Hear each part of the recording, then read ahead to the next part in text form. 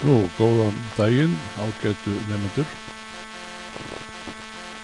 Hérna með þessu vídeói þá það meiningin hjá mér að reyna að fara svona yfir helstu byrjunaratriðin í því hvernig maður notar Excel-forritið. Það sem ég geng út frá hérna það að við notum það sem við köllum forsendukassa sem svolítið mikilvægt atriði í þessu dæmi.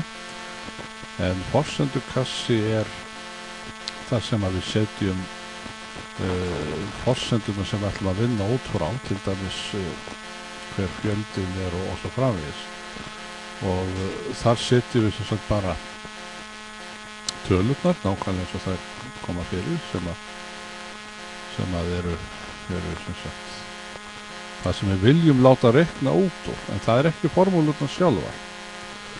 Og þá má ég að segja að við notum þessa reyti sem ég að klikka hérna á, að við notum þá á tvo máta, annars vegar til að setja inn upplýsingar, til dæmis eins og hérna bara fjölda og annars vegar og verð hins vegar, og eitthvað tiltekinni vöru til dæmis. Hins vegar erum við með reyti þar sem við setjum formúlur, búin til formúlur. Sjáu þið hérna hérna upp í þessu svæði hérna sem að ég svona að hringa hérna utanum. Hér ekki tala inn í reiknum, heldur það formúla.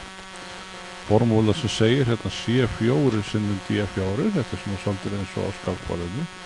C4, það það C4, þið sjáu þetta hérna, við klikkum hérna á reit hérna. C4 stendur hér. Og formúlan sagði C4 sinnum D4 þá þessi reitur hérna. Það þýðir þá náttúrulega einfallega það að hérna, þar sem svarið kemur, að þar sem sagt verið að reikna út úr einum sinnum 100 sem að gefa það náttúrulega 100. Þetta formúlan og þetta svona tryggsir í þessu öllu saman með stuttu máli. Auðvitað gætum við haft formúlana þannig að við hefðum bara sett einn hérna sinnum 100 og fengið náttúrulega út að sama.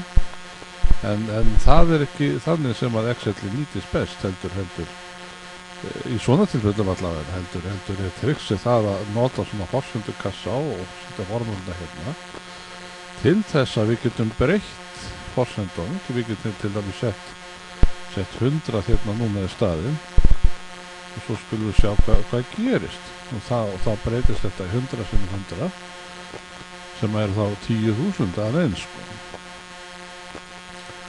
Og þess vegna þessi forsendukassi svona mikið tryggs í þessu öllu saman að ef við ímynduðum okkur til dæmis að þetta væri í stað þess að vera bara 4 vörur hérna eða eitthvað 4 sko, að þá þetta kannski lagerinn í bónusversluninni, eitthvað svoleiðis sko, og það ég veit ekki eitthvað svakalega fjöldi að vörum í einni bónusverslun eða hagkaup sko. Það eitthvað óguleg tala. En svo dettur skattmann kannski í hug að breyta virðisaukaskattsprósentuna. Hérna höfum við hana. Hérna erum við búin að setja inn virðisaukaskattsprósentuna í þennan reit.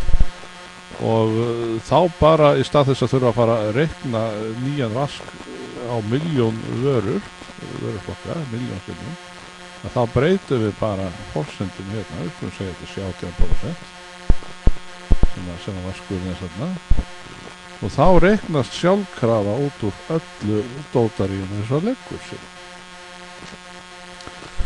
Þannig þetta nú að virka sko. En nú skulum við að gamni fara svona í smá leik með þetta. Ég ætla að kópíra þennan forsendukassa hérna niður að gamni, fer hérna í kópí og leika mér aðeins að þessu og paste og þá á hann að byrstast hérna. Og þá bara komið hér sér svona fyrir neðan. Þetta getið ég gert líka ef við viljum leika græn.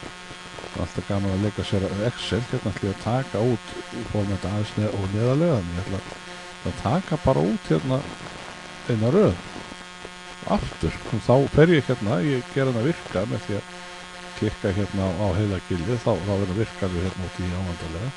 Þessi hann bara hérna upp og klikka á delete og þá þetta svona nær svona þægilega að horfa á þetta.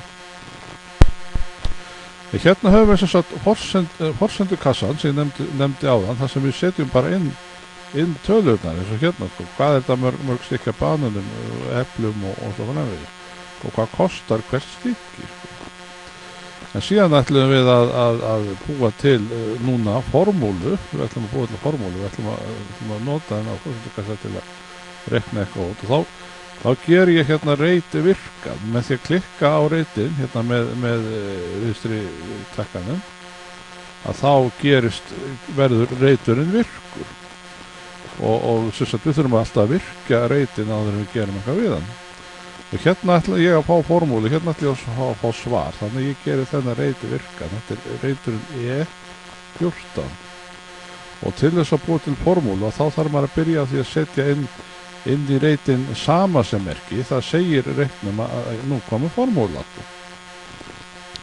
og þið getið ítt á samasemmerki annarkvæmt á litla borðinu eða til dæmis hérna er reyndar samasemmerkið uppi og við skulum bara íta á það að gamni og þá kemur samasemmerki þarna inn í reytin, þið sjáu það, og hérna inn í formúluskriftarklukkan líka, og síðan klikkum við á þennan hérna, við ætlum að margfalda þennan sinnum þennan, þannig að við klikkum á þennan reyt hérna C14 og síðan ítið bara á sinnum takkana á lyklaborðinu og sinnum þessi og síðan bara ítið þið á enter og þá er bara að tala þannig komin í öllu sínu veldi og formúlan hérna, hún er komin hér.